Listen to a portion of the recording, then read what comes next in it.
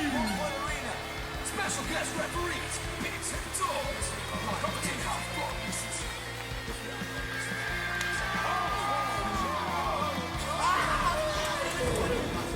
He gets hurt from a flip-flop fight. You take a full wallop in the face, man. What's happening? Guess what's back? It's episode 51 of The Real Wrestling Show. And with The Real Wrestling Show, for The Real Wrestling Show, AEW.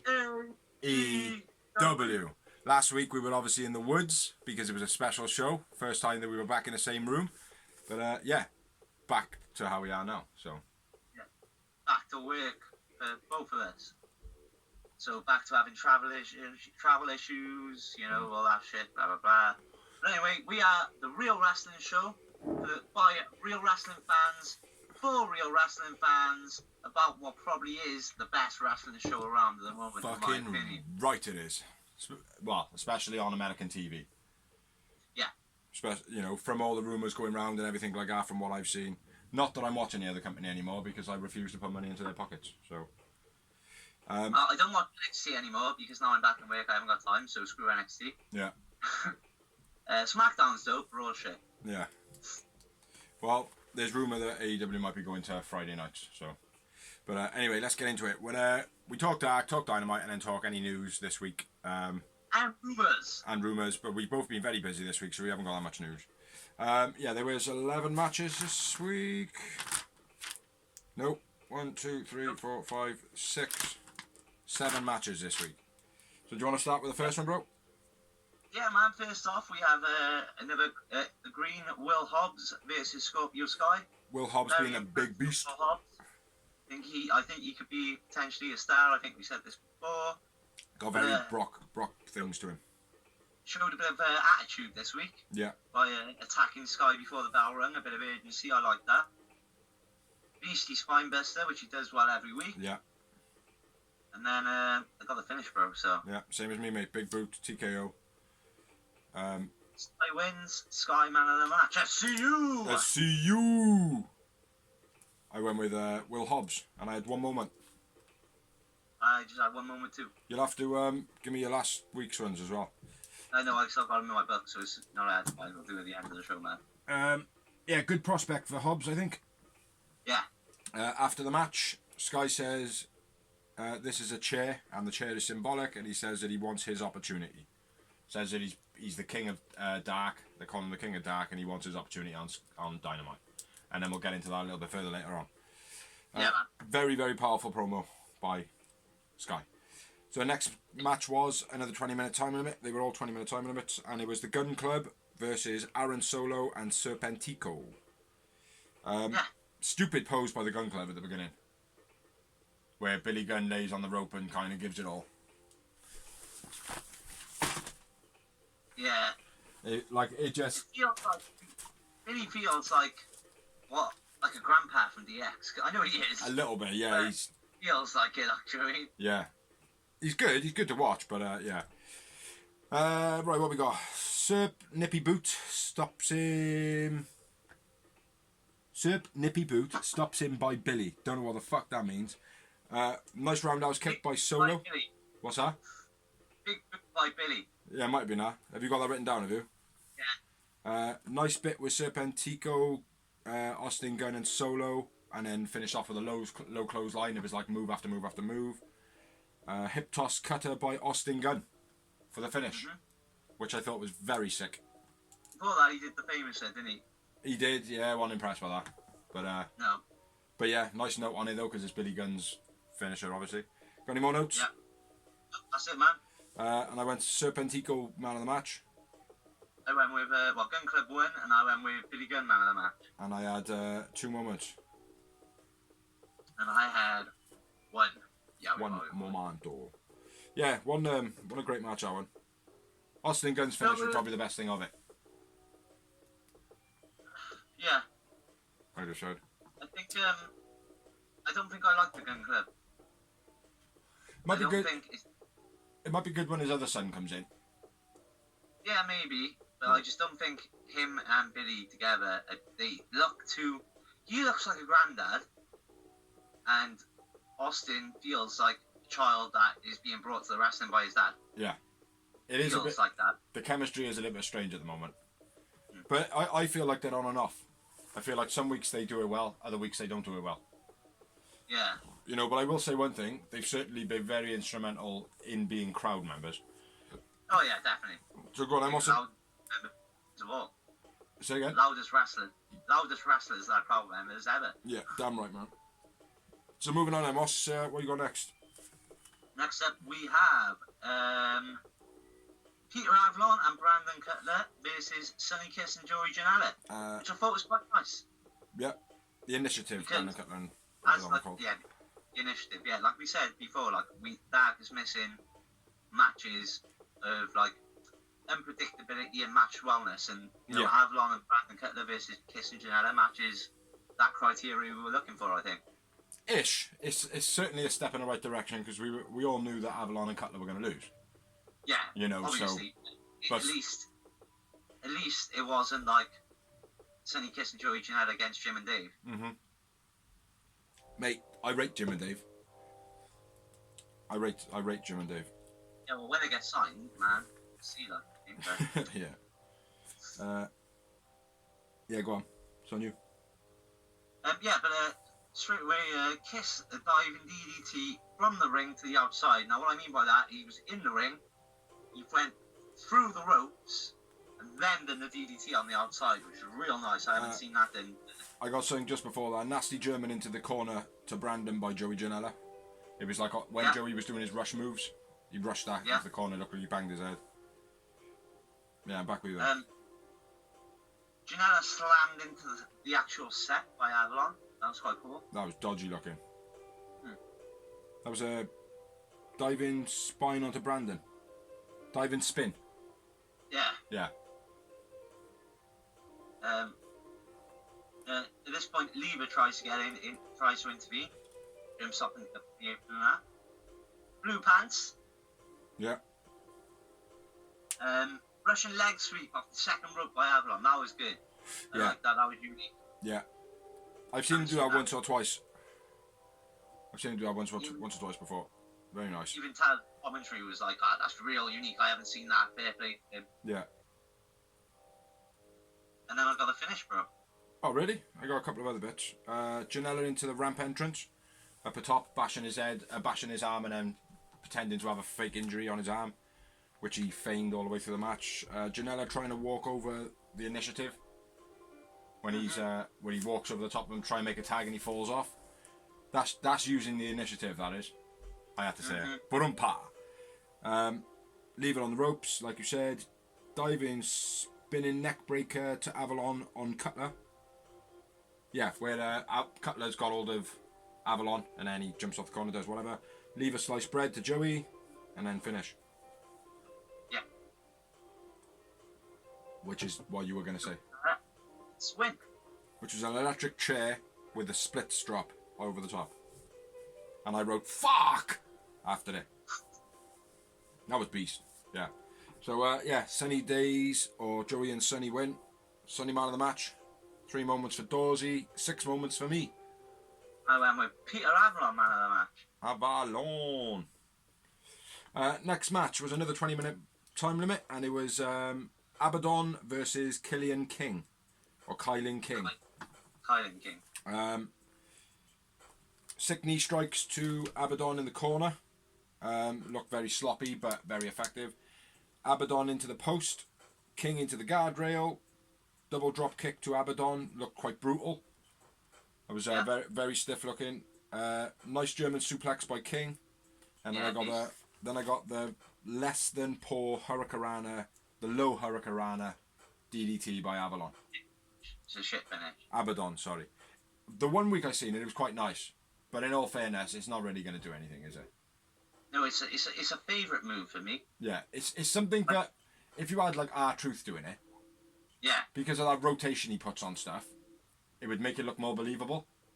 Yeah. It looked like there was power there, but it doesn't. So, but it's unique, but just not quite right.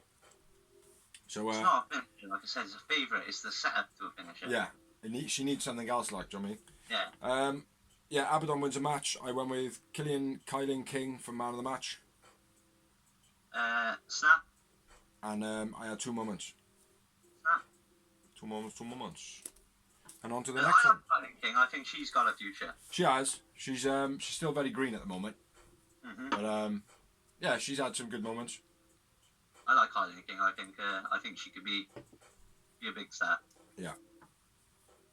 And then And we got the return of Jack Evans, and you know this. if you haven't seen any of Jack Evans' stuff, have a look on BT. He is doing some wicked promos at the moment. And you know this. Yeah. And he was with Angelico versus Cutie Marshall. Super Sexy Ali. Super sexy everybody. According to Dorsey. Super sexy Penelope Ford. Super sexy Ali. Super sexy Brandy. Super sexy Samoa Joe. Are you forgetting fucking Sheeta? Holy Sheeta. Holy shit. Go on and smash it out then, bro. Mad flip to the outside by Angelico. Angelico. It's weird, like I don't even know what flip it was, like. Oh, it might have been Evans, sorry. Yeah, it's definitely Evans. Angelico's not in a match. They go, what? Yeah, I don't even know what it was. It was like a 360 side fucking wizard flip. Yeah, very cool. Nice tilt wheel slam by QT. Yeah, Move that isn't used often, but he done it real well. trying to find where you are, but go on. Yeah. Bro, I ain't got many notes for this match, so you want to crack on? QT almost dropped Jack into Jack in the suplex move as he jumped off the corner. Jack Evans' arm hit the floor, which could have buckled his elbow. Jack outside dive was very cool. Then there was a couple of distractions. Jack does the flip flack eye poke. So he does like backflip, backflip, backflip. So I thought it was pretty cool because he's a bad guy. Jack trying the QT. What? Jack. Oh, tying QT up in the crucifix submission. Yeah. Then he fucked up his cutter. Jack Evans went for a cutter of sorts or a spinning like European uppercut or something like that and just crashed and burned, which got picked up on Twitter massively. Yeah, nice tilt-a-whirl by you said, like by QT. Big lifting uppercut by QT. Like when he lifts him up and then uppercuts him on the way down. Very cool. Then again, distraction and then double teams by TH2 for the finish of the match. You got any more for that? No, that's it, mate. Jack Evans wins, and I went with Evans man of the match. I went with QT. And I had 2 moments. Just the one. Just the one. Yeah, it wasn't bad from Jack Evans as a comeback. I did quite like the fact that he crashed and burned, showing that like not every move has to be perfect. Yeah. You know, so to see something fucked up in a ring is quite nice and refreshing. Like. After the match, TH2 attacks QT Marshall. Dustin comes down for the save. Yeah. Which obviously moves into a match for next week on Dynamite or Dark or whatever, which will be QT Marshall and Dustin versus TH2. Hopefully that. I think that'd be a nice match with that. Yeah, yeah. Next match was Brian Pillman and Griff Garrison. Brian Pillman Jr. Yep, versus who the fuck is Griff Garrison? Versus FTR. Yeah. Starts off FTR in the tunnel with Tully. Kind of gives them the nod. Obviously, due to their contract signing, they wanted a tag rope in the corner, which they ended up getting. Yeah. So they had the actual real tag rope, which I think that needs to be in the company. Yeah. FTR. Well, Jay had a full speech on it, didn't he, as well? Yeah, well, it's part of it. If you haven't got it there, how can you break rules? Yeah. Do you know what I mean? How can you be a bad guy without something to break? He's taking part of the story away. The story's not going to make sense. Exactly. Where we at? Down the bottom. FTR goading Brian Pillman. I don't know what I meant by that. Nice shoulder breaker. Elbow drop by FTR on Brian Pillman.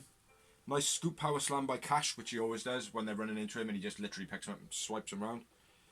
Boston Crab leg drop by FTR. It's quite nice. One of their double teams. Dax caught Pillman proper. Don't know what the fuck that means. Probably hit him quite hard at some point. These notes are awesome. Tune in next week to find out what we were talking about this week. Pillman grovels and kind of slides his way to a tag towards the end of the match, underneath the legs and whatnot, like avoiding FTR to make the tag, and no one's there. No, I tell a lie. Griff Garrison is there, and then he just gets fucked up.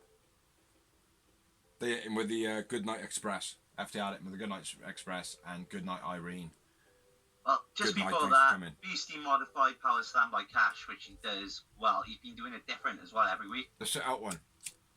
No, the one where he just the normal one, like which we say Samoa Joe and Randy Orton like could break people's necks with. Yeah. But like he does it like a vertically or side, like an angle. So he does it all different every week. Like I like it. He's cool, man. They're both cool.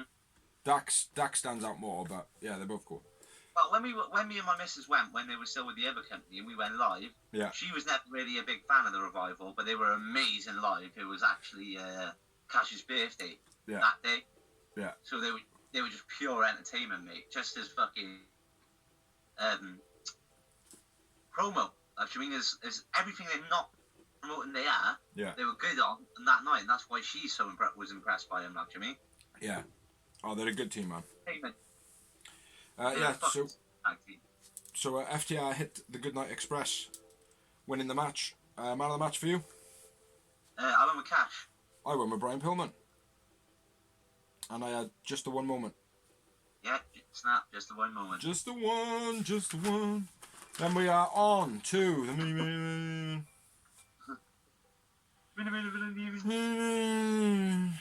And it was Butcher and the Blade versus Proud and Powerful. No, it wasn't. It was Private Party. No. Private Party. Pistol Party. Pissy Panties. Huh? I was going to say you've written P&P again, haven't you? No, just PP. Pistol Party. Pony Players. Yeah, go on. Butcher and Blade were awesome, and Private Party were shit. Yeah, match started off coming down the ramp. Cameraman was completely in the wrong position, filming the heels entrance, and they come out the other way. Yeah. So yeah, I just want to put that in there because you don't normally note that. But crack on, man. I haven't got any notes for this match, mate. None at all. None at all. Oh, okay. Nice double moves by Butcher and the Blade. Beastie Powerbomb by Butcher. Butcher and the Blade controlled the match throughout, not letting Private Party tag. Nice front flip. Cutter by Isaac. Very nice out this week, that was. Fast standing knee kick from Quen. Very sick. Don't know what that is. Butcher and the Blade full death finish. Not an impressive match at all. No. Yeah. Definitely not a match for the mini main event of the evening. No. I'm not impressed by Private Party. Private Party. Yeah, Private Party. Yeah, not impressed by him at all. So Best thing about the performance is Matt Hardy wasn't with him. That's probably what it was. There wasn't no hype on it because Matt Hardy has got a gash to his face. Yeah, I went with Butcher man of the match.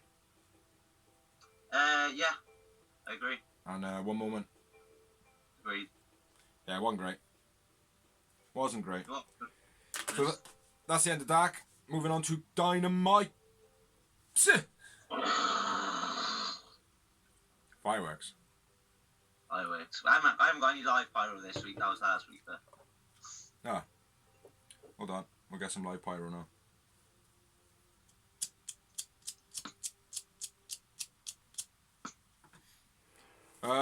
Go on, start it off then, brother. so it starts off with the Elite and FDR versus the Dark Order in like a 12-man tag, I think. Yeah. It was, well, 6-man tag. Well, yeah. Six aside. Yeah. No, they are called 6-man tag, aren't they? Yeah. No, Yeah. 6-man tag. 6-man tag is 3-man aside. Oh, is there? Yeah. Oh, right, okay. 12-man tag. Yeah, it was a good match, this was, man. Very good match. It was so hard to note, though, for me. Oh, it was, mate. Same for me. I've got loads of notes on it, though. They're like all... I mean, you might as well kick it off then, bro, because I know I didn't. I don't even think I started writing any notes for the first 10 minutes. In my first note is Nice Guitar Crusher by Kenny. I'll start it off, man. Totally Getting Alone. Ah, Totally Getting Along, about the Elite's name when they come in. Where Hangman's in. Well, my first note is the Bucks start off in the ring against Brody Lee. Basically, it's them back and forth in, and Brody Lee's holding his own. And then number 9 tags in, which is, we don't know who number 9 is. No. It's the first time I he's... didn't even know there was number 9. That's because it's the first time he's come in. Oh, you went 1, 2, 3, 4, 5, 10. Yeah, it does, pretty much. A 6 Super Hurricanrana by Nick. That was a beast. Omega, Hangman working 9 for a bit of the match. 5-man suplex to the Dark Order. So it was 3 on one side, 2 on the other. Are you caught up at all now?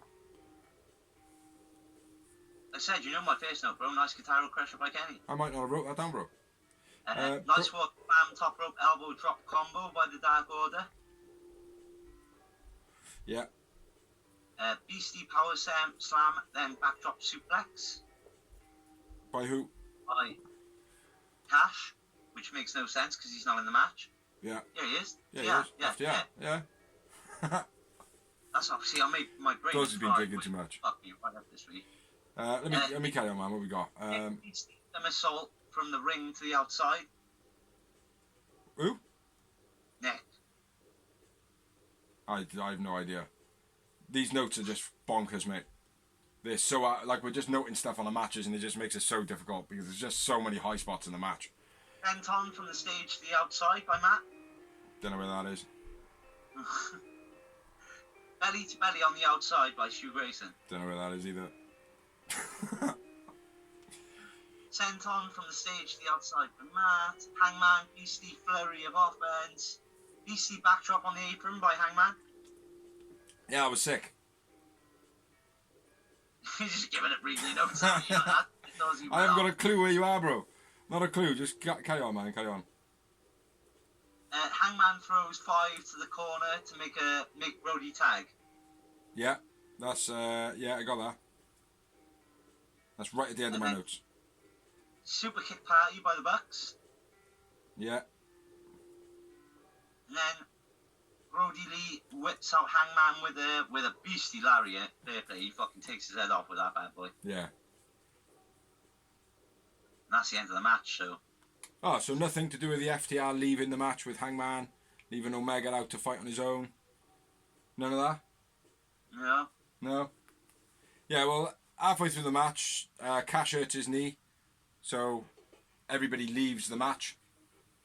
Well, Hangman and FTR leave the match, leaving Omega and the Bucks fighting, and the Bucks are already taken down. Omega gets jumped in the ring, gets hit with a boss man slam by Brody. Nick jumped off over the ref for the save. Colt splash and pin. Colt tags out and gets out the ring. Leg and ref by Uno, where he chucks Hangman's leg to the referee and then hits him. Brody takes out Omega on the apron or the ramp. Stu into the post with a spear. Front flip cutter by Matt was fucking awesome. Matt runs off and does a load of flips. Tag to Hangman, who has just come back from out the back. Backbreaker on the apron by Hangman. Moonsault from Hangman off the top to everybody. That was pretty sick. Hangman calls in Brody, which you said earlier. Brody dives to the outside, which is pretty cool. Chicago Skyline by Colt. Pretty shit. Alan Angel stomp, nice. Stu Grayson's 450 was pretty cool. Super kick party was bunk. Snapdragon to Brody Lee was a bit shit. Hangman almost hit Omega with his punch. Pulled out by the Dark Order at the last minute. Lariat, end of the match. So yeah, a couple of things Dozzy didn't note on there that I've just caught up with. Probably sounded shit, but there was far too many fucking notes. If you didn't see the match, go and watch it. Fucking awesome match. Yeah. Hangman, what man of the match? That's note 12 when you got fucking 6 people aside fucking running about doing crazy shit. It's hard to note it, like. Yeah, Hangman, man of the match. You went with Hangman, did you? Yeah. Snap, brother. And I had 8 moments. I had 6. Yowie. There was probably a lot more, to be honest. Yeah. It was a fucking mental match, that one. We got to come up with a different way of doing this, man. Just noting stuff of what they do during a match is no good. No good for entertainment. But keep on watching. It will probably, maybe get Fuck possibly Vince. better. Yeah, fuck Vince. Yeah, after the match, Dark Order celebrate. Sick match, great storytelling, good psychology, and very good action. How a 6-man match should go. Hell of an opener as always. Yep, as always. Then next we had a promo by Best Friends turning up in Sue's car. and parking it next to a trailer. And for you all that don't know, Sue is Trent's mum. Trent's mom has got it going on. Something, something, and something, something. And then Let's next have a up, we bomb. had a John Moxley promo. I'm going to make a spliff. Which she basically says, Abby, I know you won't give up. I know you won't lay down. Please do. Do what's best for you. Because I'm a veteran and I will kill you. But I don't want him. Yeah, so I know you're not gonna stay listen to down it. when I make you lay down. Yeah. He's like, I know you're not going to listen to a word of this. I respect you for that, because I did the same. But, please, do. Yeah. Please, oblige to dying. So, yeah, moving on then. No more promos now, is there? Next match. Next match. Next match was Proud and Powerful versus Best Friends in a 20-minute time limit tag team match. Which, again, was another good match. Nothing brilliant, but it had a bit of everything in it. Yeah. You know, it was nothing spectacular. But yeah, a true wrestling match, I would say this one is. Yeah, I mean, with, like, Proud and Powerful, they were so hot in Impact. Yeah. And I feel like AEW have kind of, like, misused them. I know they're in the inner circle and stuff, but I kind of feel like they've just dropped down the pecking order so much for one of the hottest tag sightings. Like, I think they should have been a little bit more heroes when they come in. I don't know if you can see Dorsey. He just blended into his t-shirt. That's him there. There he is, just above Nick and Matt Jackson. You look like a bobblehead. I do. Yeah. Yeah, it was, let's get into it then, man. Best Friends, Chuck Santana. What? Best Friends, Chuck Santana. Oh, they might have Chuck Santana, but I could be confused because Chuck is part of Best Friends, so I have no idea what that means. Nice pin by Chuck. Then arm takedown to Ortiz early on in the match. Very cool. Yeah. Northern Lights suplex pin by Trent. That was very nice as well. What was beast about that was what you didn't mention is that was a roll through Northern Lights. Yeah. Which is real nice. Trent is sick, mate. He's Trent is, I love them both, but Trent is definitely a star. yeah, he's the Scorpio Sky of the group, like. Trent Beast of a DDT, Trent to Ortiz. That was very cool as well. And then I'm at the Best Friends hug. The javelin cutter. What? You know what I mean by that? They had I think it was Santana, and they just threw him like Chucky T threw him like a javelin. Oh yeah. Chucky T hit the cutter like. Yeah. That was beast. Yeah. A beastie backbreaker by Santana. Yeah. And then I'm on to just after the hugs, Chucky nice flurry of suplexes. No, I got a little bit more before that. Chucky T taunting Angelico when he was doing his dance, mocking him. Northern Lights bought by Ortiz, single leg crab by Ortiz, Uranagi by Santana. And then what did you say? I said Chuck, nice flurry of suplexes because he just went on a suplex. Yeah, I got a little tiny bit more. Trent back slammed on the apron when he was thrown over the top, looked like quite a nasty thing. Santana's dive to Chuck into the crowd. Trent thrown into the guardrail. Nice double suplex by P&P, very, very clinical. Ortiz taunting Sue. Yeah, whatever, Sue, Mamacita. And then, then where you're at then, I've written just Chucky T run of moves. Yep, and then we had the soul food into the Falcon Arrow by Chucky T. Yeah. Get a bit fed up with the Falcon Arrow. Yeah. Everybody's doing it. It's like Sheeta's main finisher. Yeah. Whereas it's setter. But if you come in every cutter, like I said, I don't mind the cutter being done every match as long as it's done differently. Yeah. But it's not. It's just a Falcon Arrow is a Falcon Arrow. You can't really modify a Falcon Arrow, can you? Not really. I mean, you can do it like the only way you can modify it is like Cash is doing with the power slam. Yeah. Doing it slightly different angles, slightly different speeds, slightly different spots. But other than that, or pulling them over from a stunner position. So if they're behind you and you like kind of pull them over the front of you and do it like that way, but even then it's not going to be that impressive.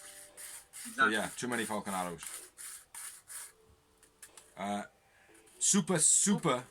The Super by Best Friends. That's what I'm going to officially name it.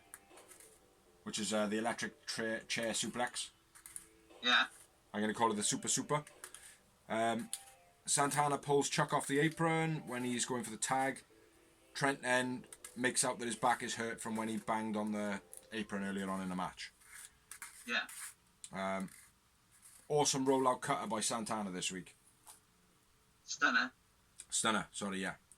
Yeah, roll through stunner by Santana, then a sick sit-out powerbomb by Ortiz. That was after a couple of double teams, wasn't it? Yeah. Yeah, very cool that was. And then I got Ortiz off the top by Chuck, which must have been a distraction, can't quite remember. Trent roll-up finish. Yeah. Best friends win, and I went with Chucky T man of the match. I went with Trent. And 2 moments.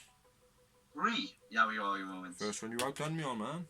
I was doing up all the notes earlier, man, and it was, I think it was the Dark before last week's.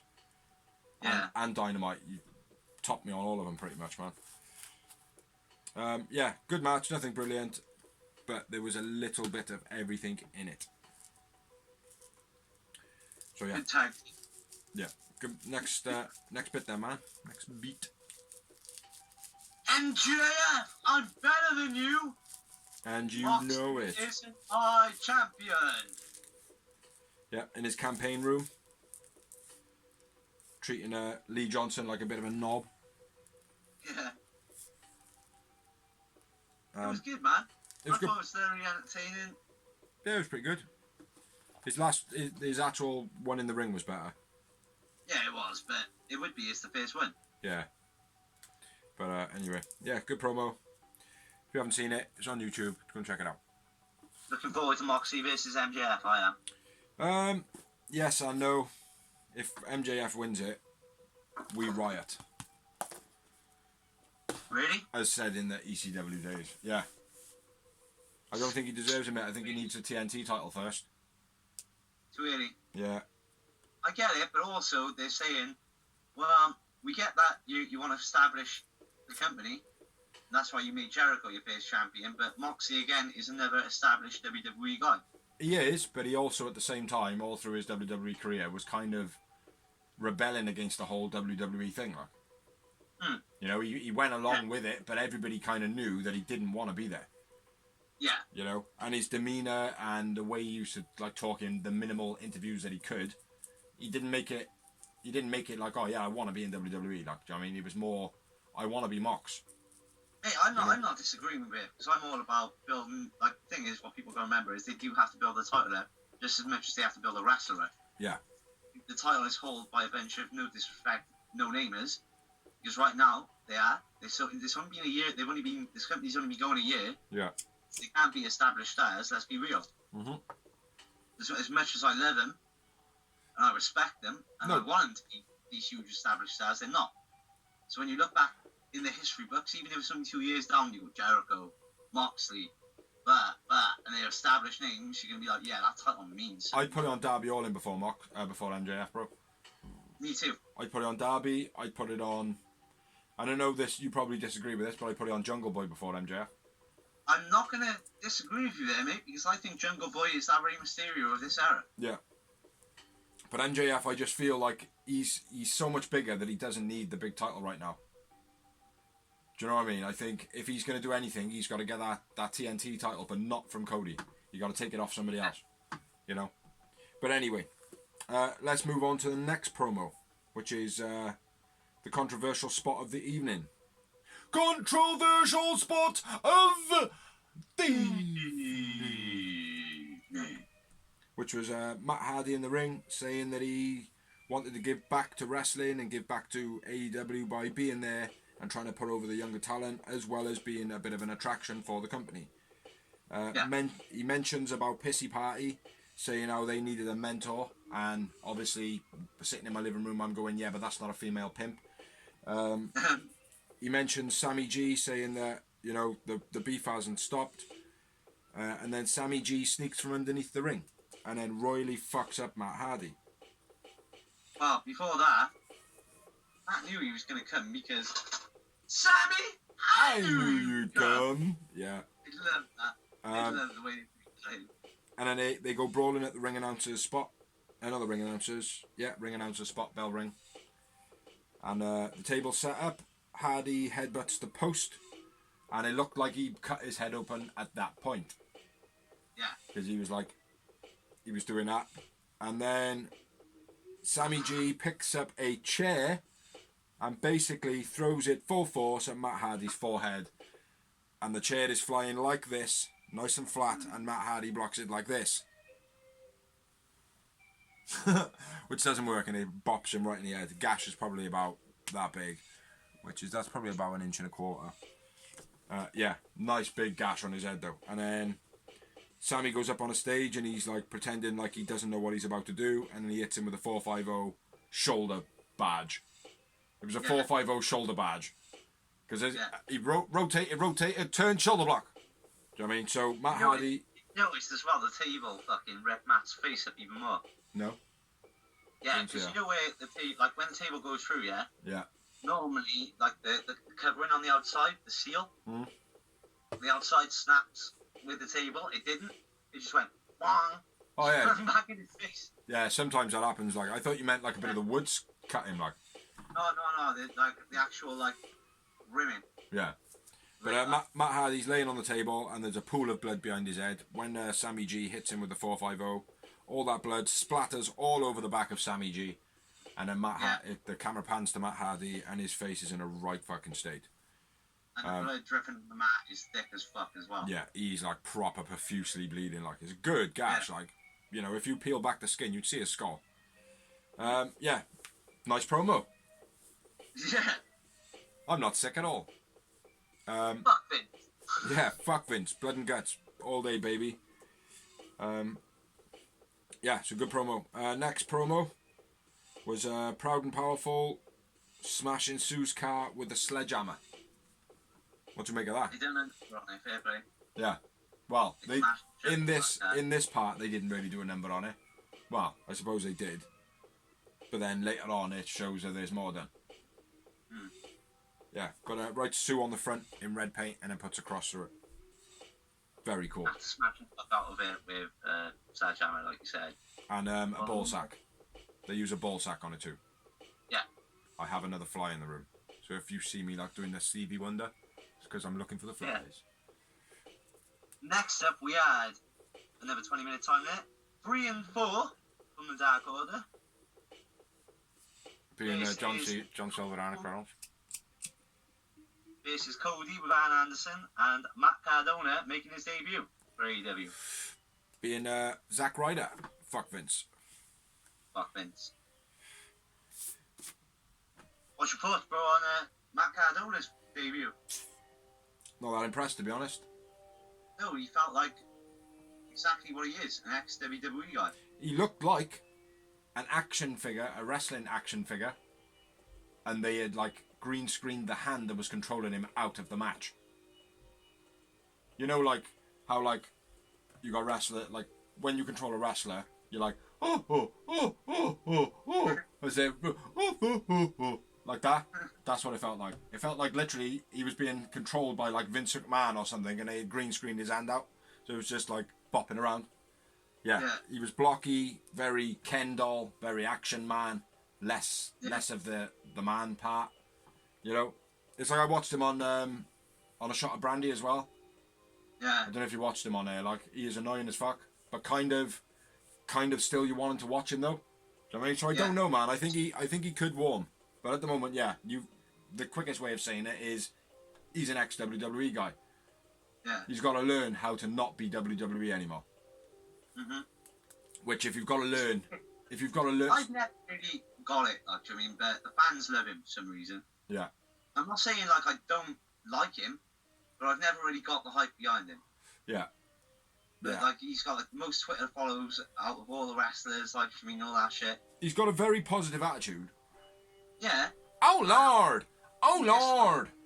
I don't dislike the guy, and I'm not gutted we signed him. I'm just a bit like I'm miffed with the whole thing. I've never really got him when he was in WWE, and they were trying not to push him. I think that I think his actual debut, not wrestling debut, but his debut, was so lackluster that it feels like, oh, who the fuck's this? Well, they should have. I think he is one of the people which needed to debut in a crowd. Because it's the crowd that make him a star. Mm-hmm. Like I said, I don't personally get it. I don't really, like, for me, he's no... I'm not going to go out... I would never have gone out and bought a Zack Ryder t-shirt, and I'm not going to go out and buy a Matt Cardona t-shirt. Yeah. You know what I mean? It depends. But, if it's a cool looking t-shirt, I might buy it. No, even if it's a cool t-shirt, I won't buy it. Do you know what I mean? Because I'm a person... I got to be a fan of that person to buy that t-shirt. I'm not so much like that, man. Like, don't get me wrong, I'll gravitate to the people that I like, but if I don't like their t-shirt and I like someone else's, I'll buy someone else's. I'm still putting into AEW, baby, so fuck Vince. Fuck Vince! Yeah. Cardona, nice flapjack. Let's get back into it and say what the match was. It's a Dark Order 3 and 4, John Silver, Alex Reynolds versus Matt Cardona and Cody Rhodes. Cody Rhodes. Cody Rhodes. So yeah, go on in. Cardona, nice flapjack. Yeah, the flapjacks were nice on that day, along with the biscuits. They were quite nice too. Yep.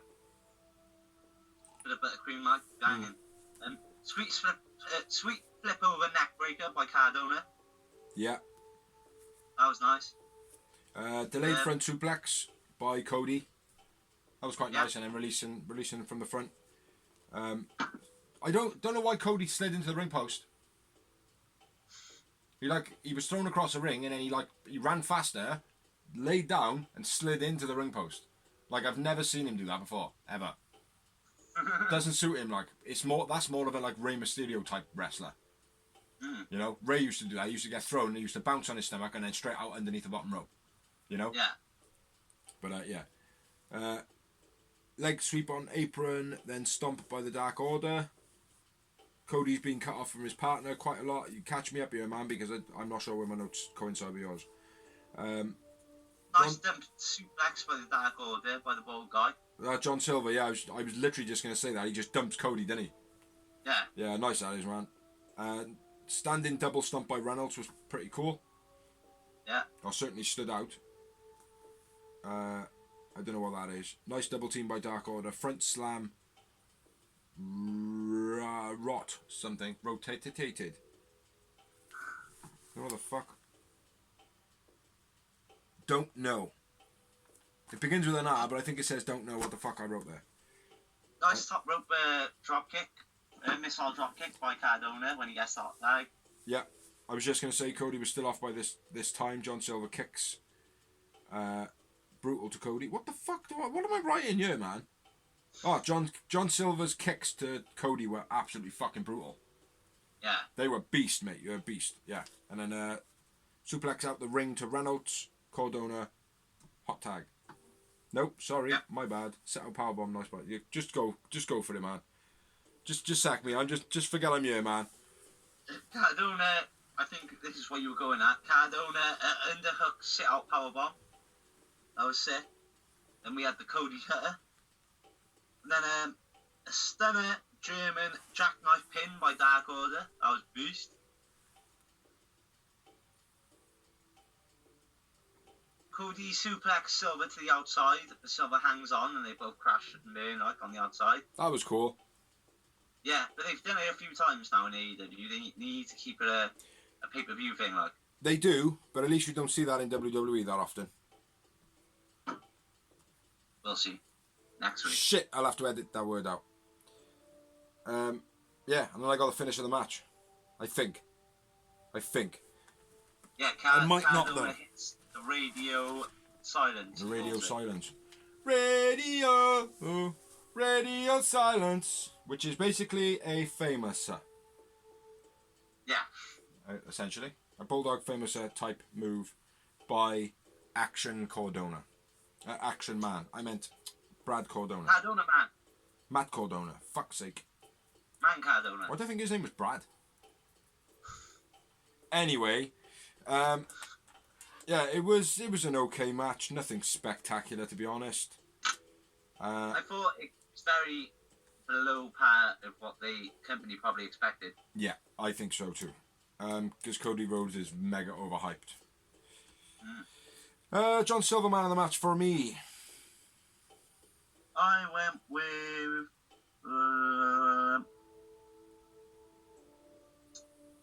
I'll tell you when I'm on the actual right page of my notes. So hold on a minute. That couldn't have been the end of the match. I'm sure there's going to be more. If you have to change your notes and read more, now you're going to be like, oh yeah, don't forget about so-and-so, so I'm just going to be ashamed again. Cardona, man of the match. Cardona. Yeah. Cardona. And I had 2 moments. I had 5. Third moment. Should I rank this match out like just it wasn't the fact that it was a bad match. It was an okay match. There was just a couple of things in it that shouldn't have been there. I think it was just the hype. Yeah, and that. Definitely, mate. I agree. I thought you were going to... As Cody's leaving the entrance, Scorpio Sky rocks up to the entrance. As I thought, I would have guessed he would if I had watched that first, but I didn't. Yeah. Oh, didn't you not? No, see. So I said, yeah. I watched that after because for reasons why I told you earlier. Yeah. Yeah, but yeah, Sky walks up the ramp, taps the bell, and then walks off. Which yeah. I want a title shot. Yeah. And I wouldn't mind if Scorpio took it. Yeah. Yeah, I wouldn't mind either. I prefer MJF though. Yeah, so that one, it wasn't the greatest of matches. It wasn't a bad match. It was an average on par match. So, moving on, we got another promo, and we go to Sue's car. Yeah. And it has no wheels, but it has bricks for wheels, and there's spray paint all over there, and all the windows are smashed out, obviously previously from Proud and Powerful's attack earlier on. Trent says that they will say sorry on speakerphone to Sue. You're gonna say sorry to my mum on speakerphone. Not in person, but on speakerphone. On speakerphone, which I thought was a wicked way to end the promo, like.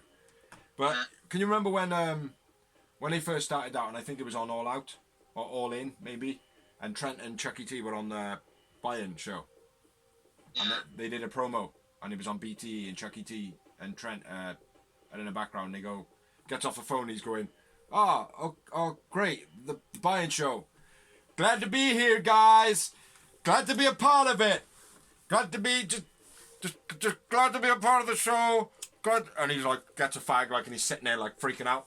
I love it when Trent plays that character, when he's like proper, like distraught, like, and he can't speak properly. He didn't do it with this promo though, man. I was expecting him to. As soon as like he seen his mother's car, I was expecting him to be like all shaky and twitchy and shit, like, because it does suit him, like. But yeah, off on a little bit of a tangent again there. So yeah, set up another rivalry, a nice little rivalry. Mm-hmm. Next up, we had another kind of promo, which is Sammy G holding up his signposts. I didn't get this, man. Mine went to ads on Fight. It was picture-in-picture for me. Yeah. Well, I gotta be fair, right? I think it's absolutely fucking shit that we have to pay a subscription for Fight TV. Yeah. But we're losing the feed. It's like, I can hear the wrestlers in the background when they're playing the music over the ads. I can hear what's going on in there. Like, I can hear the ring, like stuff going on in the ring and stuff like that. Really? So you've got the advert on the screen and the noise of both things playing. Like. I've just got the AEW logo coming out going, no, Dynamite. But you can still hear like crowd and people talking and the mat going and stuff like that. Yeah, you can still hear it. Which is pretty shit, like, do you know what I mean? It's going basically what Skype is now. Yeah. It's basically doing what it does, and like the advert's on the big picture and the wrestling's on the little box side. Yeah, no, it's just a full screen of AEW over the whole thing. I can't see the ring, I can't see nothing. There's no picture-in-picture, it's just the logo. But the audio from the actual feed is playing over the top. When it goes to, like, sometimes it's like that, but when it does go to, like, just Dynamite, it literally just plays the theme tune so you can't hear nothing. No, I don't do that on Fight. It plays the theme tune with no lyrics on it sometimes as well. But, yeah, disappointed in Fight TV. Getting a bit shit how much good bits are in the adverts. Yeah. That's something on AEW's end. Do you know what I mean? Like, it's like the Sammy G bit is pretty cool, you know? Yeah. But yeah, back to you. What did he say? What did the card say? He was basically ragging up Matt Hardy and saying the Inner Circle are the best thing in the world. Oh, okay. I knew it wasn't going to be anything special, but... It was definitely special, but they're all funny little puppy things, isn't they? Yeah. Like, to me, everything he pulls up in the card, I'm like, ha ha, but like Joey. Yeah. Yeah. Yeah, like I said, I didn't get to see it, which pissed me off a little bit. And then we come to the next controversial spot of the evening. Yeah. Which I was buzzing for. I was buzzing, mate, as soon as he come out. Like, I didn't see it. Even though I've listened to the interview between himself and Tony Khan and... I forget his name. Big guy. Does podcasts. With Tony Schiavone. Yeah. Does them with Tony Schiavone. Yeah, I know who you're on about. Tom. Thompson. Yeah, Conrad Thompson. It was them. Have you seen it? Tony Khan speaking with... well, I might as well just say it. Let's get it over with. The next up with Orange Cassidy and Jericho in their debate. Jericho comes out with Jake Hager. And the guest aficionado was Mr. Eric Bischoff. Well, first off, you missed the part. Did I? Yeah. Go on then. No, you didn't. No, my bad. No, you didn't. My bad. Yeah. So Eric Bischoff comes out. Would have been a huge pop. I think. Yeah, it would be. For me, right, as well, it was magic, right? Because what people aren't realising is it's not just like the Eric Bischoff at a different company again. It was Eric Bischoff on TNT. Tony Schiavone on commentary. It was like a blast from the past for me, like it was. Yeah, and even Jericho saying, 22 years. No, it's been 24 years, and I know you're shit, Jericho. Do you know what I mean? Like, that was a cool little spot as well. So, yeah, anyway, my point was, the Tony Khan speaking to Eric Bischoff and Conrad Thompson. Have you seen it? I've listened to it. I was listening to it in the bath. I haven't finished listening to it, but I have listened to it. Yeah. Yeah, it's like good. A bit of it. It's good. Tony Khan, man, I've never seen him fanboy so much in my life. Yeah, I heard him. He's like apologising to him. He's like, I had an interview and they took all my stuff out of context and they only took the negative stuff. But what I did say was, it was amazing how you turned a nothing company into a multi-million-pound business, because he did. WCW was losing millions every year, and he turned it from losing millions into making millions. Yeah, and bringing in higher quality talent. Mm-hmm. Yeah, but yeah, basically this segment was Orange Cassidy versus Chris Jericho in a debate. 5 questions from social media. Each person didn't know what the questions were going to be. I've got the list of the questions. Have you got? I didn't. I got all the questions. So if you want to talk about the replies and what was said and all that. Yeah. The first question, and both of these questions were asked to one person, and then the other person had to kind of answer. Why do you hate each other so much? Was the first question. You own my $7 shirt now, my $7,000 jacket. God damn it, drink it in, man. Essentially. Eric Bischoff then said, "Would you like to say anything, Mr. Cassidy?" Yeah, and he did the British Gas advert. Basically, he didn't say anything. Jericho said, "He doesn't speak, Eric. Move on." So the next question is, who is the better star? I've won titles all over the world.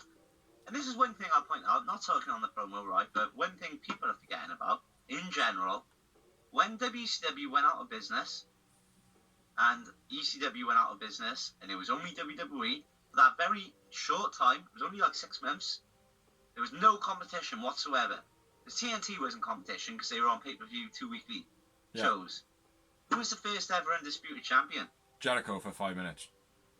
Jericho for 3 months, bro. Was it 3 months? What was that one he won for 5 minutes? He won it in December, and he lost it at WrestleMania to Triple H. Yeah. Which was like 4 months later. But Jericho was the first ever, in my eyes, real undisputed World Heavyweight Champion. Yeah. And now he's the first ever AEW World Champion. Yeah. A lot of heritage. So who is the better star? Orange Cassidy or Chris Jericho? Jericho, mate. Did Orange? I'm sitting here with my bubbly cup top on. My AEW is Jericho. You're the one with the Orange Cassidy t-shirts, you know what I'm saying? Yeah, I got a penguin on this week. Did Orange Cassidy answer this one? Orange Cassidy didn't answer this question, did he? No. No, yeah. The next question was then. The economy, the economy around the world and blah blah blah blah relies on ocean, integral blah blah blah blah. What do you think about the rise in sea levels? And Jericho basically says, "What the hell is that? That's not even a question. Move on." And then Orange Cassidy nicely brings the mic over. Well, the thing is, water sea levels are rising, which means ice caps are falling, which means lands of the lines are actually growing. I haven't written any of this down, I'm just making it all up as I go along. But anyway, there's some crashes all over the place that the water lines rise and the economy's going to fall. And so therefore, Wales will be into the water in the next 30 years, and America's going to be fucked. Actually, it's going to be above level because the caves and the water levels are going to go slow down. So there's going to actually be more land, and then the ocean is going to fly around, and that's just basically the way I see it. There you go. And Eric Bischoff was just shocked as fuck. Which I think everybody was like, do you know what I mean? I thought it was a brilliant promo. They'd had a couple of people online that are just WWE bum lickers, brown noses, do you know what I mean? Like, where they're like, oh, I didn't get it. And it's like, yeah, you're a fucking moron. You've obviously got no sense of humour, you moron. You know what I mean? Very, very, very, very funny. I've written very funny in very big letters. Next question was, why is Orange so popular? And I was asking... Shut up, Chris! yeah. Shut up, Chris! I forgot he rebuttal to this one. Shut up, Chris. Look me in my eyes.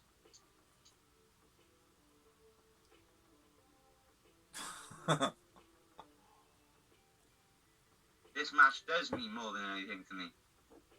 Because it's not about whether Chris Jericho beats Orange Cassidy. That won't mean a damn thing. But if Orange Cassidy beats Chris Jericho, imagine the embarrassment of Chris Jericho. Yeah. Basically. And Jericho was quite shocked at that. He actually took a step back from his podium while Orange Cassidy made the move forward like a chess game, which I think would have been written there. Both people played this promo fucking awesome. Yeah. It's like, I don't know if it was for you as well, as picture-in-picture when Orange Cassidy rebuttal going on about, well, the sea level rises and blah, blah, blah. No, I didn't have picture-in-picture. I didn't have picture-in-picture. It just had the feed on there. Did it show Jericho's face, though? Yeah. Seen Jericho. Yeah, oh, right. Jericho played it perfect. Yeah. He was like... Yeah. What the fuck? Yeah. The last question says... Oh, no. That was the last question. No, the last question was, why does this rematch mean so much to both of you? I've already answered that. Yeah, pretty much. You didn't say one thing, which Orange Cassidy says to Jericho. What if you lose to a guy with his hands in his pockets? Basically, yeah. How are you ever going to live it down? Which, yeah. Now, just to let you on, if anybody's tuning in, they haven't seen this before, and they've got this far in the video. Orange Cassidy basically wrestles with his hands in his pockets, and everybody thinks like, oh yeah, he's taking a piss, he's making a mockery of the business, blah blah blah blah. But I'd say Mae Young giving birth to a hand would have been making a mockery of the business, but that's still going, isn't it? So suck it up, Buttercup, and let it roll. Like, do you know what I mean? Orange Cassidy is a fucking boss. I was on there with you. Like we didn't buy Orange Cassidy straight off the bat. I quite liked him straight from the beginning, mate. No, we said we'll give him time. That's what we said. We said we'll give him time because we don't know if the gimmick's gonna get boring or not. Yeah, that's right. But he was entertaining from the off. Got better and better and better. Yeah, It's and like the guy can wrestle. The last pay-per-view, the match he had with Pac, insane. Yeah. Fucking brilliant match. Like, Yeah. I mean, Pac is one of the best wrestlers in the world as well. Yeah. When don't embarrass, like, I mean. Yeah, I agree. Yeah. Smashed him like. I think, and Chris Jericho even said himself in a tweet recently, like, if they made Orange Cassidy the world champion, no one would care. They'd be happy with it. Yeah. Like, when I say no one would care, I mean no one would bitch about it. Yeah. They would just look at it and be like, oh, well, where are they going to take this then? Yeah. You know, hopefully, anyway. So after all the debate was done, Hager then attacks Orange, pushing him against the ropes, looking a little bit like Darby bounced off the ropes the other week. Yeah. But he didn't bounce as hard. I don't think he got concussed or anything like that. Orange Cassidy gets hit with the Judas effect. Best friends come out when it's too late. Yeah. Not that was set like that. Best friends didn't come out too late for any reason. They just come out too late for the segment. that's how it was supposed to be played. Yeah, awesome.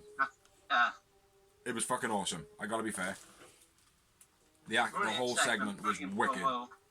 Jericho and Orange. Well, Jericho can put anyone over, let's be fair. Yeah. But it was absolutely brilliant, man. Absolutely brilliant. And yeah, anything that Jericho gets in, anything like that. It's like you look at the best friends things between Kevin Owens and Jericho. You know? Jericho ruled that. Do you know what I mean? Like, so. Jericho is a master of keeping himself relevant while getting everyone else over at the same time. Yeah. But he's not stupid either. If Tony Khan came to him with a guy which Jericho didn't think would work, yeah, he wouldn't go for it. No, exactly, dog. Or you'd be like that. Listen, I can't do anything with him, so I think you should push him with this person. Yeah. Do you know what I mean? I agree. Jericho is very much, and he always has been, a lover of the game. He wants to give back as much as he takes. Yeah. And you see that from the amount of world titles he's won. Mm-hmm. Because he's not up there with John Cena and Triple H with the 13s and the 14s. No, but all of his titles run count. Every single title run. Yeah, they all count. And like I said, his hero is Shawn Michaels, who doesn't need to be multi-time champion like Ric Flair. Yeah. And the guy's won 50 titles around the world. Mm-hmm. So, not being selfish has obviously gotten him his titles he wanted anyway. Yeah. He's a beast. So moving on, what we got next, brother? Next up, we had Tony Schiavone in the ringside, interviewing Britt Baker. Alongside Reba and Will Hobbs. Reba. Rebby is Matt Hardy's wife. Oh yeah, sorry, Rebel. You gonna say any more? No? No, it was pretty much what we said last week was going to happen. Rebel being chosen to fight. My opponent for Big Swole. Fight if she beats her. She's a very competitive person. And it's Reba! Reba in the ring! Reba don't want to wrestle, playing like she's never wrestled before. Even though in her first promo when she was in AEW she says, yeah, I'm actually a wrestler, I wrestled in TNA. You know, yeah, she actually mentioned it. Let's be fair, she wasn't the best, but no, but she not put over person. Yeah, she could get in the ring. That's what I mean. She'd hold her own. Yeah, so it ended up being the next match. Didn't even write a time limit down for this one because I think it lasted for a minute. And it was Reba versus Big Swole. Swole. That's me whipping my dreadlocks. Swole. Yeah. Reba versus Swole. Reba almost dropped Swole in the suplex. Reba's moonsault off the middle rope after climbing to the top and then getting a little bit fearful. And then Dirty Dancing finish by Swole. Nice spin kick by Reba. That was beastie. Yeah. Britt causes a distraction for Reba in the beginning to get the advantage. Swole avoids the moonsault. Dirty Dancing, the finish. Big Swole wins. Big Swole man of the match. And I think another talent.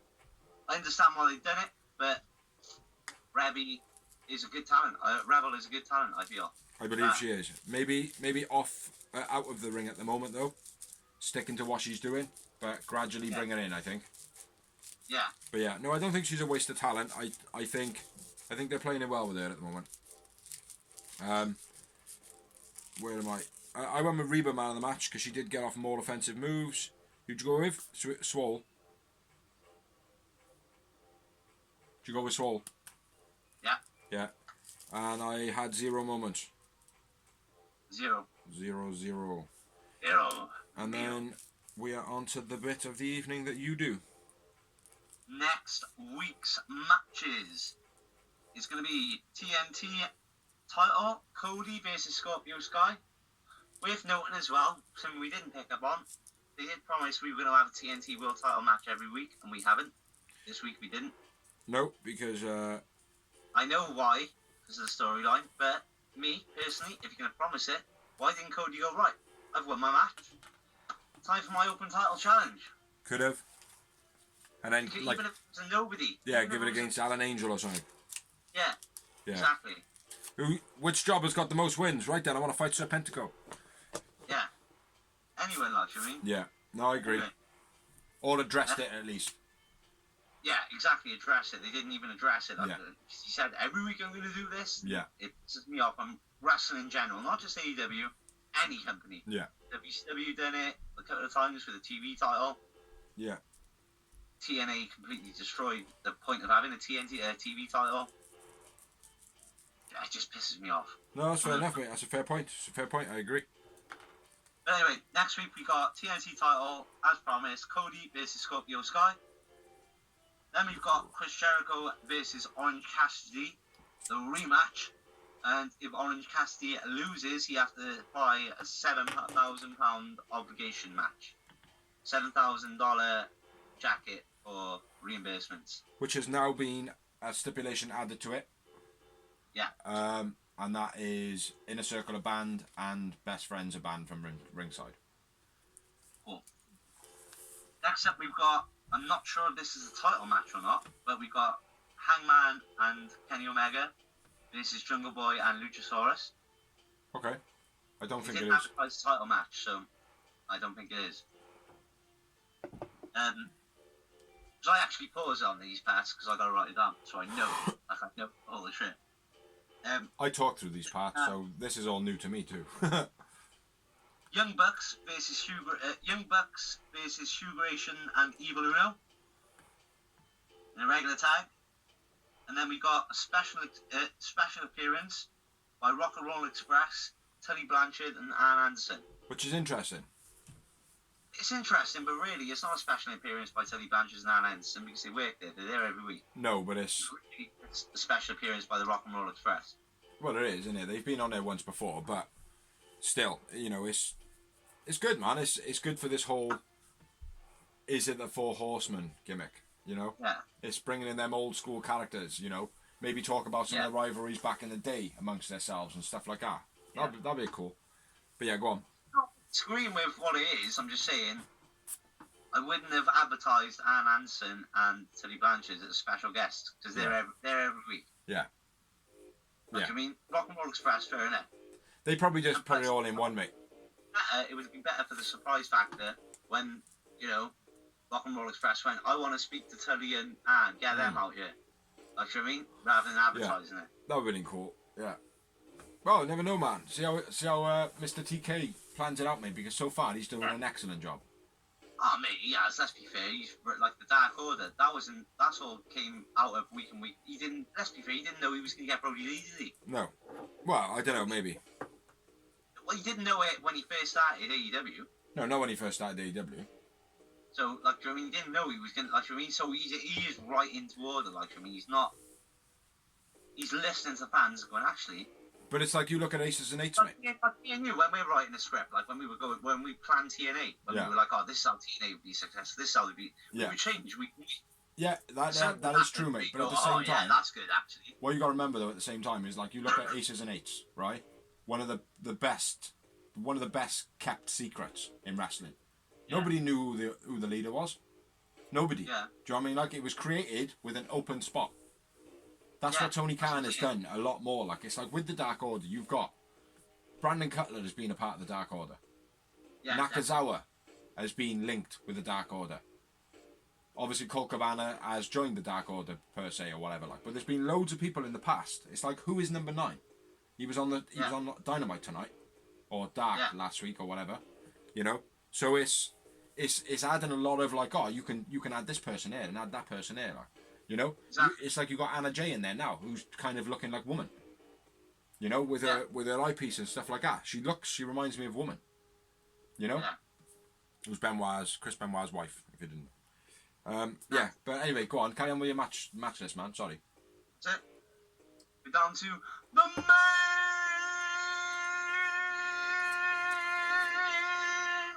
event of the. I thought you were just going to get bored of it. Main event of the evening. Yeah, brilliant match. Brilliant main event of a show this was. and second one between these guys as well. Yeah.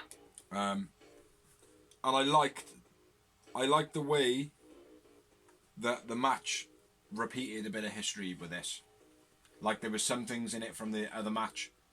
Yeah. But not loads. Like it was very unique. It was a high fire match. This was, man. Yeah. But yeah, it was John Moxley versus Darby Allin for the AEW World Heavyweight Title. It was a 60-minute time limit, and it was fucking amazing. If you don't know who Darby Allin is, stop being a wrestling fan. Stop being an AEW fan. I can't say stop being a wrestling fan because I don't watch WWE. Doesn't mean that I'm not a wrestling fan because I still like the wrestlers over there. I just don't pay attention to it until they leave that fucking shithole.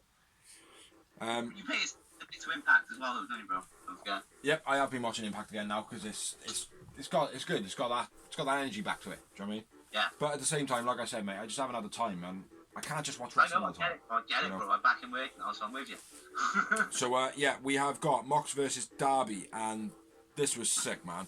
Starts off Darby in a ring. He's got a mask. Well, he wasn't in a ring. He had their entrances, but he got a mask on of Mox's face. And Mox is kind of staring him down, and he's like, yeah, whatever, do you think this is intimidating or whatever? Like, and then Darby slaps Mox in the face like a fucking idiot. Yeah. But balls of steel, man. Balls of steel. And then Mox, like, punches him right in the mouth, makes him bleed. Yeah. Did you notice that? Yeah. Yeah. Hard. It's getting hard. Yeah. And then my next note is Darby slaps him again after they have a bit of a back and forth. And then Mox clotheslines the shit out of him. Again, Darby goes down and he's like giving it all the like a Sylvester Stallone impersonator and pretending he can't breathe. And then Darby's dive shoulder block onto the ramp was fucking wicked. Into Mox, who was already on the ramp.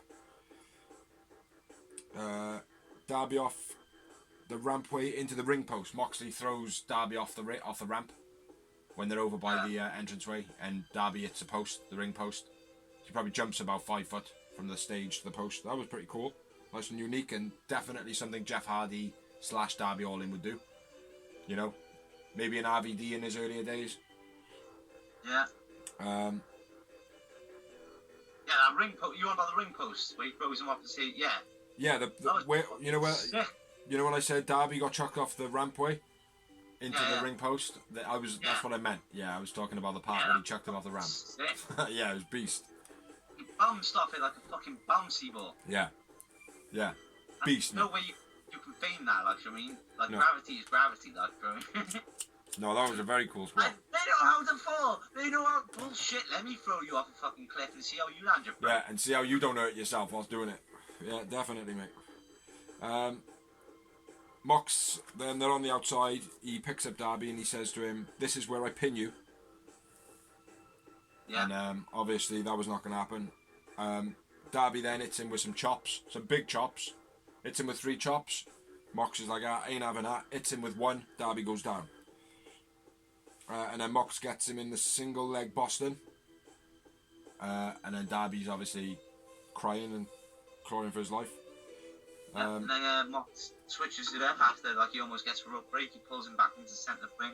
Yeah. And switches it into the SDF. Yeah, and chokes him and sticks his fingers up. He's like, fucking got him proper choked, and Darby's just doing that. Which is going around as a meme and saying people are going, name this. And the best one that come up, I think, was like father, like son. But, yeah. Forward release suplex by Mox, which is his, basically, he pulls him up in a suplex but just throws him away. Which I fucking loves that move, man. That was quite a stiff landing, that was. Spear through the ropes, Moxley and Darby. So Mox is on the inside of the ropes, and Darby spears him, and they both go through it again.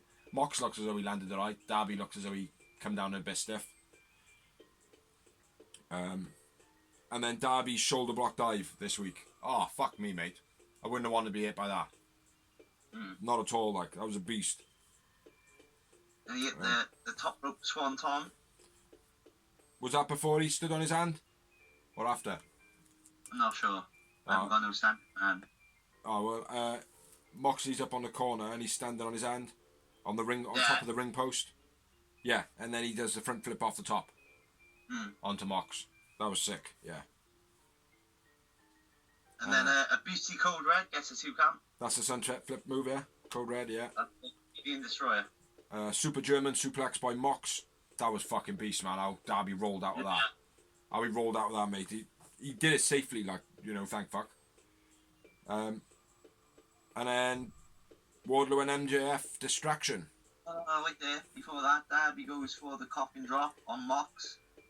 Counters, Nope. throwing Darby. Nope.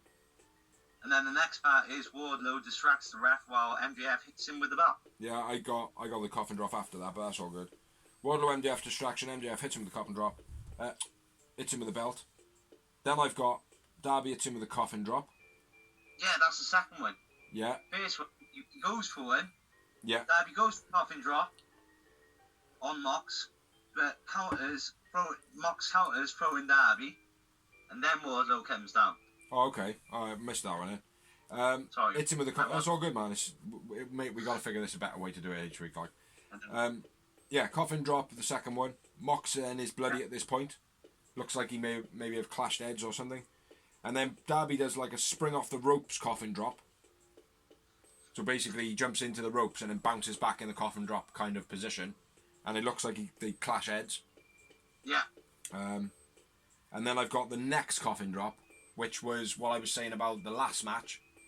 It was the way the Mox finished the match off, I believe, in the last one. He caught him in the coffin drop. Yeah, he caught him in the coffin drop in the complete... I'm going to call it a Coquina submission because it looked like Samoa Joe's. Coquina. Coquina. Cocaina. It's like Coke and tequila. Coquila. Coquilla. Coquila. Coquilla. I can't remember what it's called now, man. Coquina submission, I've got. Coquina cut. I can't remember. Coquina cut. Anyway, yeah. Hits him with he got him in the rear naked choke.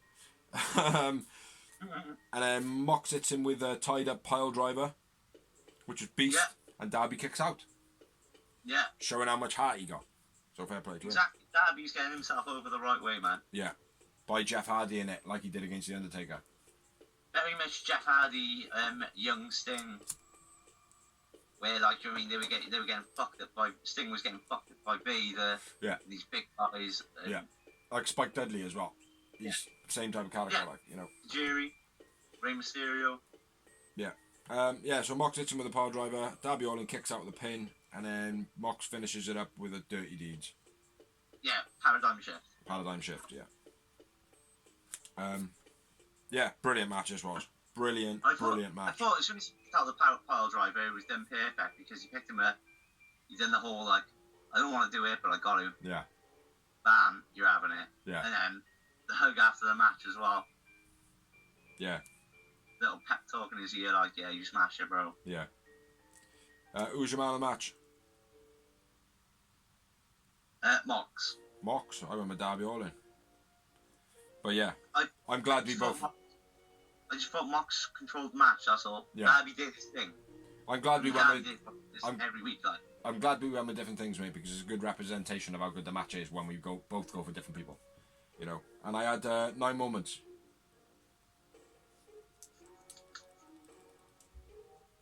7. 7. Yeah, we won. And yeah, after the match, like Dawsey said, there was Mox hugging Darby, basically giving him a bit of a prep in his ear. And then the camera cuts to MJF backstage whining and again screaming in Wardlow's face, which is going to get boring after a while for Wardlow, I would think. And then it goes back. It's probably going to happen is you're going to get your wish and Wardlow's going to screw in the end or fuck MJF's chance of being the world champion, and that's going to be the cause of their break. Yeah, and join another group or something like. But after the MJF whining, it pans back to Mox, and there's blood pissing all over Darby Allin from Mox's cut. And Darby's like looking there, and he's like trying to pull his head back, trying to move his head out with the blood drips, like so. Yeah, and then it pans to being finished. Yeah. Yeah, brilliant match, brilliant main event, brilliant show, absolutely brilliant show. So yeah, that's the end of Dynamite. Wow. What's that? That's the main event for a while. So one thing that AEW is pissing me off with, because they had a lack of TV shows, there's so much tag. Yeah. But they do that to get the talent on the show, though. We've always known that. Yeah. That's all good, though, man. It's all good. Right, anyway, let's move on then, yeah? Let's do the news. You said you haven't got any news. Any you can remember off the top of your head? Nothing, bro. I haven't been on the internet, bro. I haven't had time, mate. I've literally been in work, behind the grill, busting my gut. The internet? What are you talking about? Last week you said you were getting all the information from Eric Young. Eric Young? Eric Young. The fisherman. Eric Young, you know the one. Yeah, anyway, that's bullshit. Let's move on to the news. And rumours. And rumours. It's going to be a quick edit this week. I'm just going to literally do as quick as possible. I'm not putting stuff over the top. I'll have Dynamite, Dark, and news. That's it. Because me and the missus are searching for a house at the moment. Yeah, I'm going to run through these pretty quick. If you want to have a little dabble and a little chat back to it, to keep it on subject. Move on. I'll chat back. Brandy leaves Twitter because of the N-bomb, not because of Willy Pics. Who? Brandy. Oh yeah, Brandy. That was last week. Yeah, it was last week, but Cody's alliterated a bit more on it now and basically said that she's left because of the N-bomb being targeted at her so much. Which, I wouldn't even say she was like, she's obviously black, but I wouldn't say she's black to be like discriminated, like she's black, like you expect somebody to discriminate against a black person. That sounded terrible, but hopefully you kept with me there, like, do you know what I mean? But, you know... Shit out.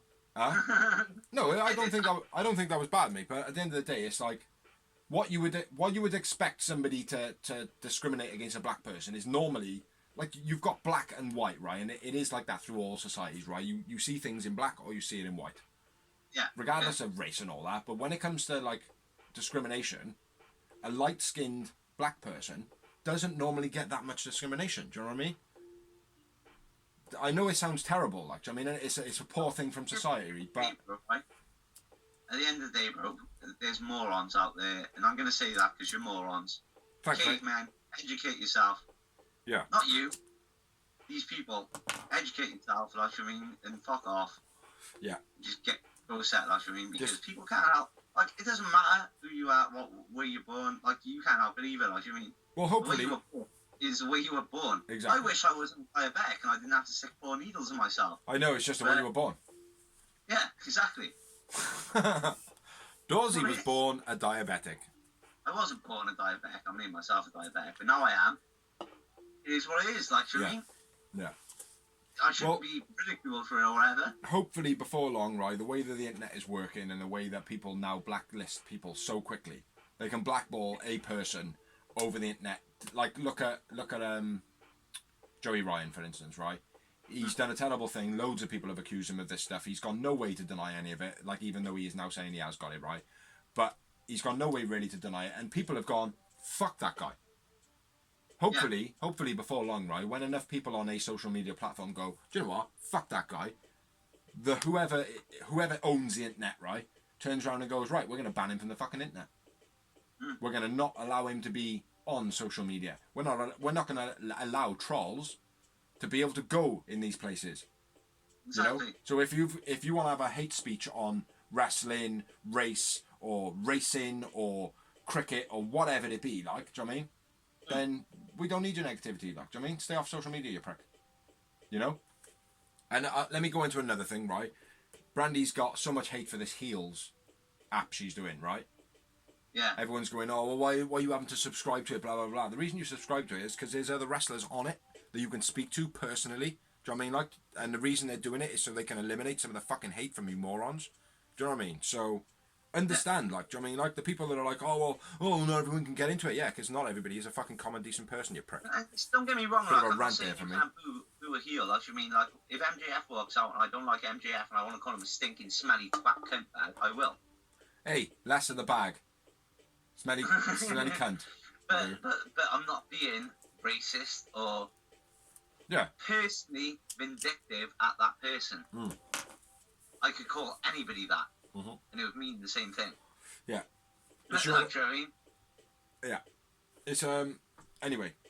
Fuck that shit. We said in the beginning, let's not go off subject and shit. We didn't really go off subject there. We kept it on subject, but went off a little bit. Next bit of news.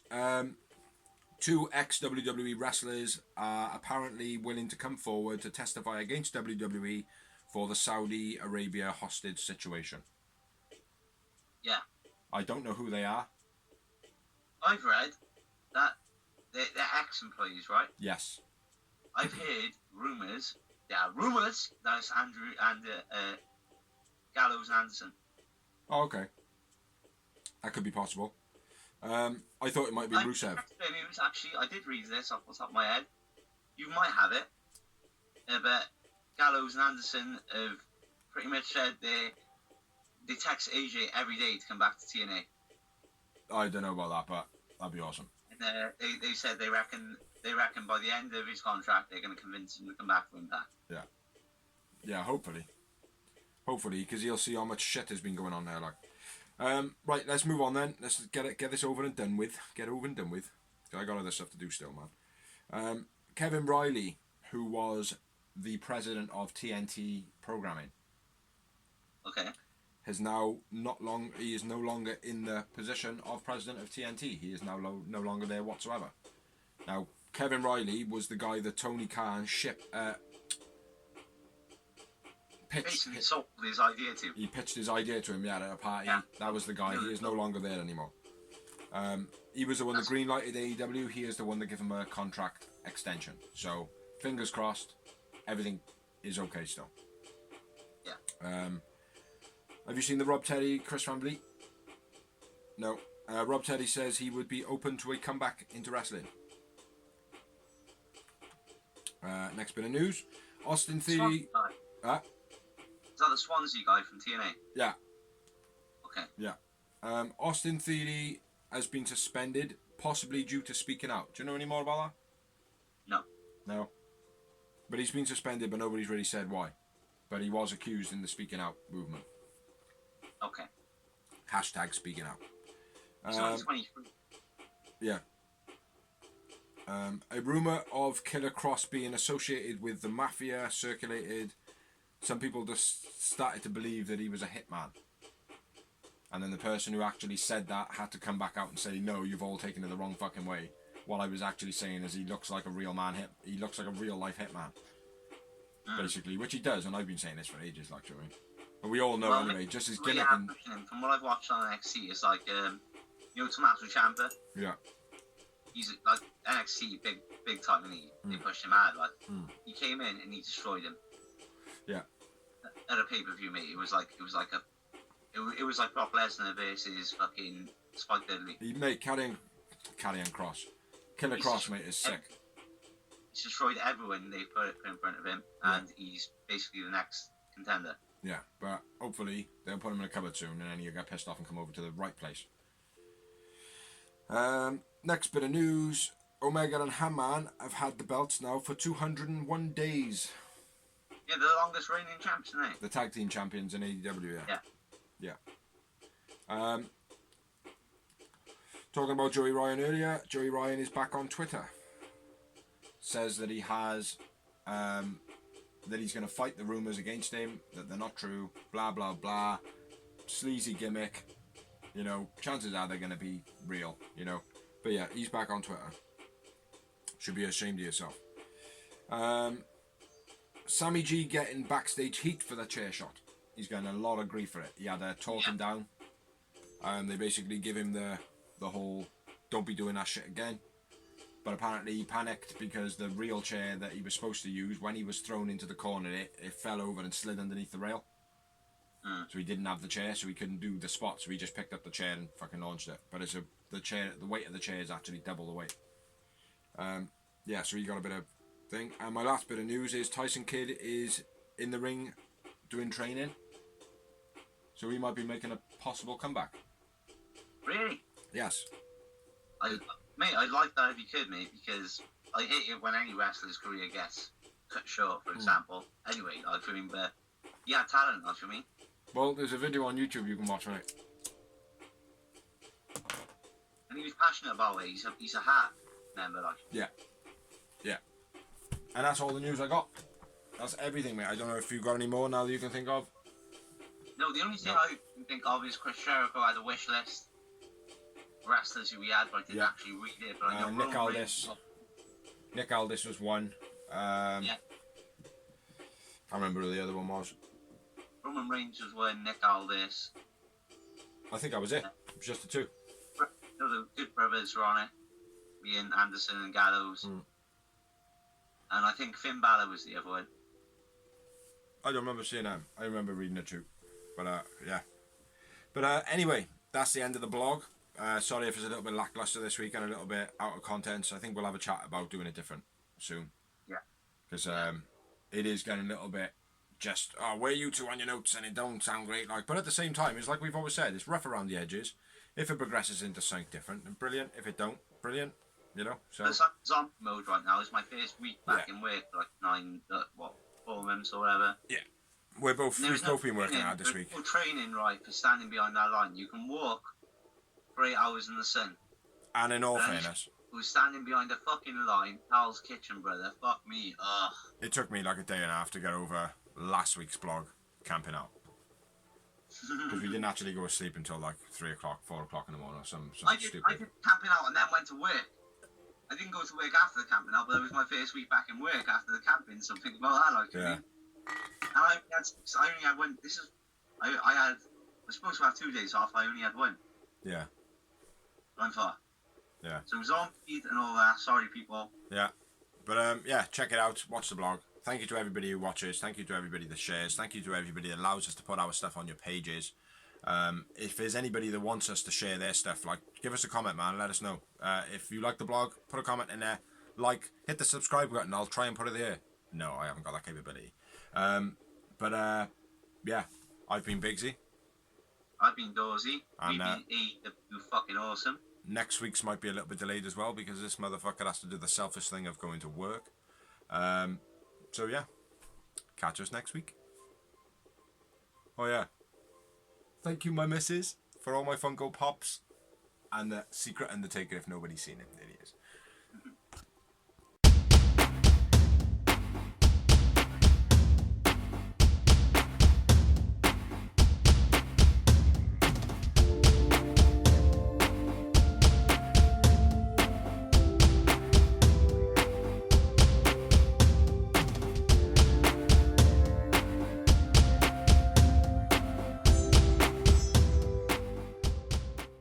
But anyway, we're sidetracking you, man. We're going on a little bit of a tangent. I just got beer all of myself. I got that in hand. Probably, mate. Probably.